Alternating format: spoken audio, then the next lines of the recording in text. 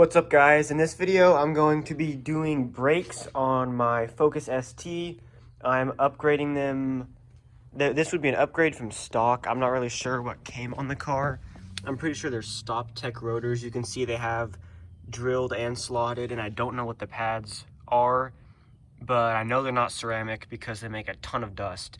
So today I'm going to be upgrading to these R1 Concepts slotted rotors because I've been told to avoid drilled rotors on modern cars because it adds more places for the rotors to crack, and you won't need the actual drilled holes in them now because of the way that the pads are made.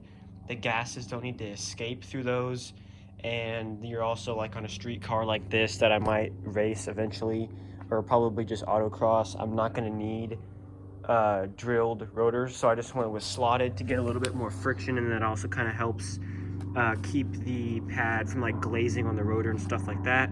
And also a good thing about these R1 Concepts rotors is you can see they have this little point right here, and that kind of is like a wear indicator on your rotors. So whenever this point wears off, that means that you'll need new rotors, which I don't think will be in the lifetime of me having this car. But you can see these are the fronts, so they've got like I don't know what you call them, like chambers or whatever in the middle that help with cooling. I'm just doing the fronts today, but the rears will be in this video. I'll just get to it another time. I only have time for the fronts, and I don't really have any time soon where I could do both in one day. So that's what we're using for the rotors. I'll leave a link to those in the description, as well as these pads if they're still for sale. I don't really remember. I think I got these. Where did I get these? I think I got these from Stage 3 Motorsports, I believe, because they had a sale. But I'll leave the link. I'll figure it out and leave the link. But these are the Hawk Performance Ceramic pads. I researched like EBC pads, and then also the Hawk like HPS, whatever all their other things are. And I decided to go with ceramic because these should last about 70,000 miles, and they're ceramic. So I don't know if like all you guys know what that means, but it's basically what I've been told is they don't have like as much friction as like another type of pad that produces a lot of dust. But basically what these do is they produce next to no dust at all. I've been told that for people that it takes months and months of driving to even notice the dust, and they're a lot more like robust and hard than any other brake pad, so they last way longer than any other brake pad. They're quiet. And another reason I went for these is the reviews on the Focus ST with these is people say that the initial bite isn't as hard as just like an OEM pad or another performance pad because they're ceramic. But when you actually get into it, it gets a lot like the bite gets a lot harder, and it'll have like a lot more friction. So what I was told is that makes it a lot easier to drive smoothly because forward brakes are really touchy, like especially whatever is on the car now. It already has steel braided brake lines too, but the brakes are really touchy, so it's kind of hard to like drive smooth sometimes if I have like a passenger in the car. So hopefully this will help with that. And they're also performance ceramic because I would rather have performance brakes on the car, just because it's like there's really no negatives to having better brakes. So I'll show you what these look like. That's pretty much it. It says lifetime warranty, extended pad and rotor life. I've heard these are easier on rotors too, but these are the fronts. The rears are a lot smaller. If I can even get them out. Stuck in the box. So there's the pads in there. There's 4 for that. And then it also comes with the grease pack, which just you put like on the back of the rotor and in there, and that just helps with noise when braking. So that's what I'm using. I've been told that this combination can be just as good as Brembo's, if not better than Brembo's, and it is a lot cheaper. Like these, like all 4 of those were like $150, I believe, and then the pads were like $200 for the front and rear. And you also want to pick up some brake cleaner to clean off your rotors before you put them on, because they just have like oils and greases and things on them, and you don't want that on there when you actually start braking. So I'm going to go ahead and spray those down and clean that off, jack my car up in the air and get the wheels off, and then I will show you where to start when taking off the caliper and then switching out the rotor.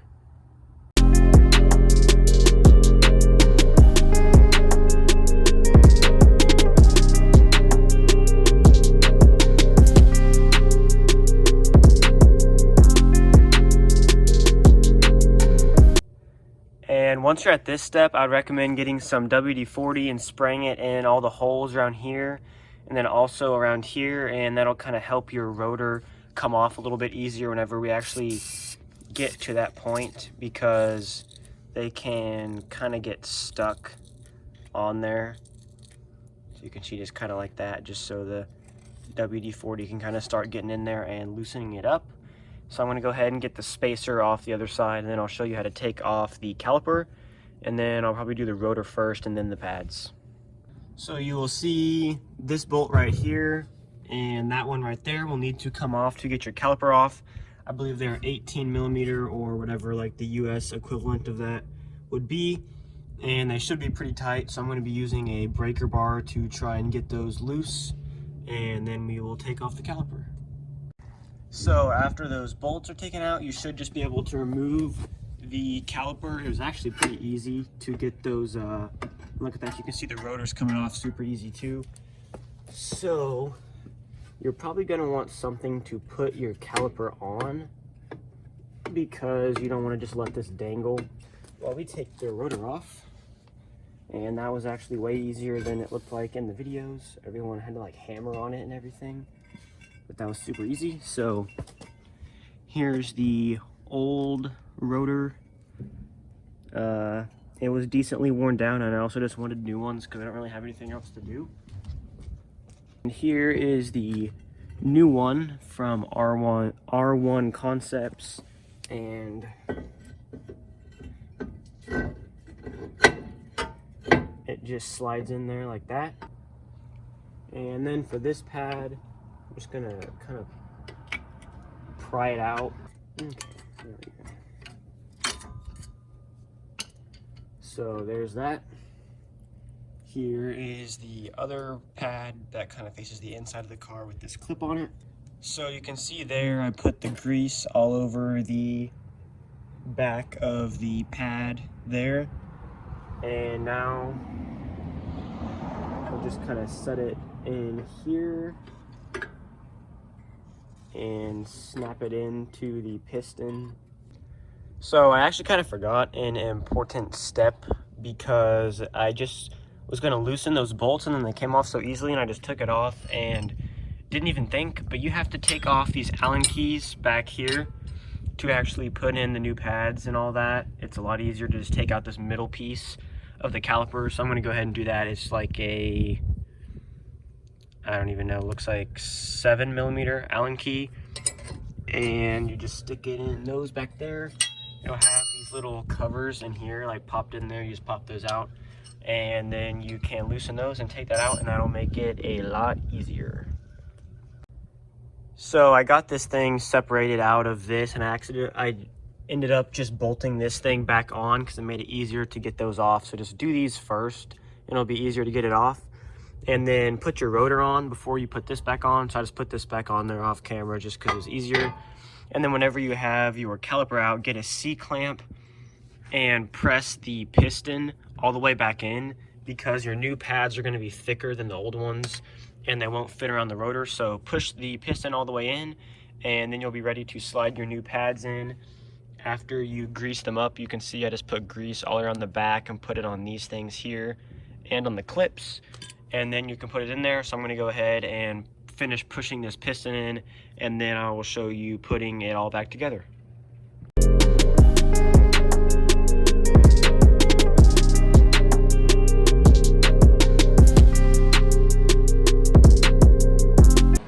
So I finished the fronts. You can see this is the side I showed you how to do it on.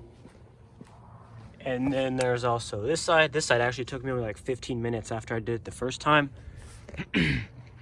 But it was pretty easy to do, and that's all I'm doing for today. I'm going to go test them and bed them in, which I'll explain at the end of the video whenever I get back to you and do the rears. So I'm going to go ahead and test these out and bed them in so I can drive on them for a little bit until I do the rears. So that's pretty much it for now. So I will see you whenever I show you how to do the rear pads and rotors. So now for the rears, go ahead and jack it up, get your wheel off, all that stuff. And then it is pretty much the same process as before. Depending on what tools you have, you might have to remove this bolt here to take the sway bar end link off and then kind of jack this up to get this out of the way. I don't think I'll need to do that. I'll be able to get the Allen wrench in there, but just do the same thing we did before with like these little covers here that kind of snap into the little like rubber tube things. Just take these off on both the top and bottom, and then also take this clip off here, which this one I'm pretty sure is a little easier. Probably need like a flathead screwdriver, but take that off and take those off, and then we'll be able to pop this out and get the pads out. Then we can get to the bolts back there to actually get like the caliper bracket thing off, and then we can get to the rotor. So I got those two bolts out there and just slid this out, and you can see the old pads came out. I probably could have squeezed a little bit more life out of them, but that's fine. I need to do the rotors and everything anyways. So now that you got that off, just kind of get this out of the way. This one can kind of dangle because it's got several things attached to it. And on the back, you can see there's this bolt here and that bolt there, and we're gonna have to take those off to get this off to put on the new rotor. So I got this bracket off just from taking those bolts off back there. Those were super easy. I just did it with like a normal ratchet and it came right off. And on the rears, the rotors did not come off as easy as they did before. So I'm just gonna bang at it with this mallet until it comes off. I already put a little bit of WD-40 in there, and I guess I'll just kind of keep hitting it until it decides to come loose. So that rotor came off pretty easily after a few hits with the mallet, and here's the new one on. And now comes the hard part, and that is compressing this piston here. And really the only way to do it is you have to press down on it, and while you're pressing down on it, you have to twist it to the right. So like it'll have to be twisted like this way while being pushed down. There's little tools you can buy for it that go in those holes, and there's also just like other ways to do it. What I'm gonna do is, I've got a few different things I'm gonna try. I'm gonna use like these like bigger pliers that can, I know you can use like oil filter pliers, but as long as they get like really big, I can't get them to do it right now, but you have to press down on it with these and then use something like a normal set of pliers to spin the piston right to get it to go down. It is pretty hard, and I don't even know if I'm going to be able to do it with this. I might have to go buy one of those little kits, but we will see. So I'm going to go ahead and try to do this, and we'll see if it works. So I ended up going and getting one of these brake caliper, like, I don't even know what it is, what it was called. That's the package, brake pad spreader. I don't really know if that's a good name for it, but that's what it is. It was at O'Reilly's for 10 bucks, and it helps a lot. So you just like twist this thing here, and it's compressing the piston. And I'm just taking these pliers and twisting it right, and it just slowly goes down, and that was way easier than any other way. So get one of those, it helps a lot. And then you'll be able to put the pads in there. So I'm gonna go ahead and grease these up with the included grease from the Hawk pads. Grease those up. This one goes on the inside of like the rotor where the piston is, and then this one goes on the outside. So I'm gonna go ahead and get those put in and then start putting it back together. So here it is all put back together. So I'm gonna go ahead and do the other side and get the wheels all bolted up. And then I will show you how to do the bedding process to bed them in. And then we'll go test them, and I'll just kind of see how they are compared to what was on there before, and just like what I think about them in general. And so far I have noticed a difference just doing the fronts, and I do like them a lot. So I'm gonna go ahead and get everything all put back together, and then I'll show you how to bed them in like right after you put them on, and then I'll probably go video some tests for you to see how well they work. So I have had the brakes on for about a month or two now, and I've completely bedded them in and driven with them for a while, so I can give you my complete thoughts on them. So for the bedding process, what you want to do is get up to like 45 miles an hour and just kind of do like maybe about like 10. I only did like 5 or 6, but it ended up feeling all right. But about 10 stops with like medium power to get them warmed up. And then you'll want to get up to highway speed like 60 to 70 miles an hour, and then just slam on the brakes as hard as you can to get them bedded in and get them heated up, and that'll make sure that they're all bedded and like the right shape against the rotor kind of. But I got that all done and drove with them a few days, and then I ended up just not recording the video until now, but now I can tell you my full thoughts on them. The ceramic pads do take a little bit to warm up in the morning. So in my neighborhood, like at stop signs in the morning, I usually just kind of like, I won't slow down until right when I get to the stop sign, and then like slam on the brakes if no one else is around. Try to help to get some heat in them, and then also when driving, they'll warm up eventually. But if they're not hot, they don't stop great. They're still pretty good, but whenever they're warmed up, they stop pretty hard. So I'm not completely sure if I like the warming up. I might switch them out. The brake dust is pretty low. It definitely takes longer than before. I've realized whenever I changed the brakes that it had Hawk HPS pads on it, and then the right rear pad was a factory pad. I don't know why it had different ones, but those stopped a lot harder like as soon as I started driving in the morning. But when these warm up, they're about the same, and these should last way longer. What I saw online was about 70,000 miles, and I don't know what the HPS pads were, but I might end up switching them out because I wash my car like every week, so the brake dust isn't that much of a problem for me, and I kind of would rather just have them be like a lot more sensitive right as I start driving, not having to have them warm up. But it is a lot nicer. The pedal feel with these, I like it better because the brakes on this car are super touchy. And with the other pads, if I just barely put my foot on the brake, the car would like kind of slam on the brakes, and you have to be really careful if you have like a passenger and are trying to drive smooth. These are a lot easier to be smooth, and once they warm up, they're fine. They're still, even when they're warm, they're a little bit easier to drive smoothly. So that's kind of my thoughts on them. So I'm going to go ahead and go record a few stops just from in the car so you can see. There's not really a whole lot I can record other than just explaining my thoughts, but I'm going to go find somewhere I can get up to about 60 miles an hour and then slam on the brakes as hard as possible. They will start to lock up, but the ABS kind of fixes that, but it definitely stops really hard now. And I have a blown strut now, so the car kind of is a little wonky whenever there's a lot of pressure on the front of the car. But I'll go ahead and show you so you can see like the speed and how much I slow down. So here's a stop from about 60. So that wasn't like full throttle, that was just kind of like maybe about like half to 75%. And I also kind of have to drive manual with one hand and steer, so this is a little hard. I'm going to go down here, and there's a dead end down here, and then I will show you like a full effort stop, like as fast as or as hard as I can. And the sunset's pretty, so I'm going to go ahead and go down there and do that real quick. Here is about as hard as I can from 60. It stops like really hard. Like that was about as hard as I've gotten to do, but they're really warm now from doing that last test. And they do squeal just a little bit.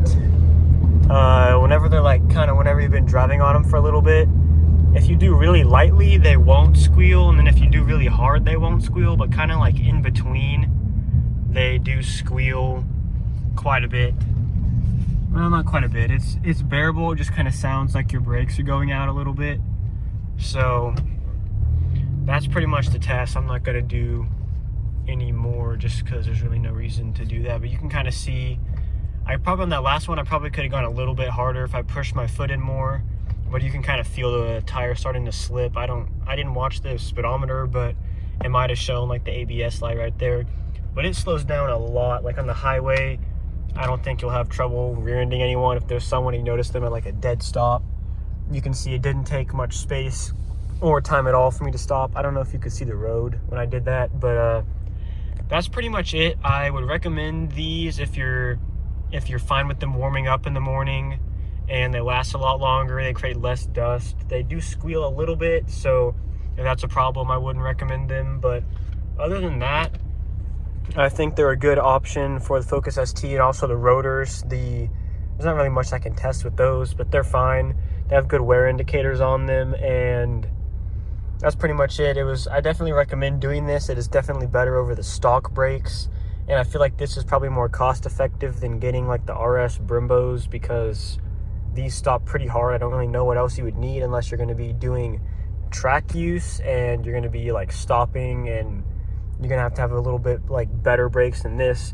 But I'd recommend them. Thanks for watching. Please like and subscribe, and I will see you in the next video.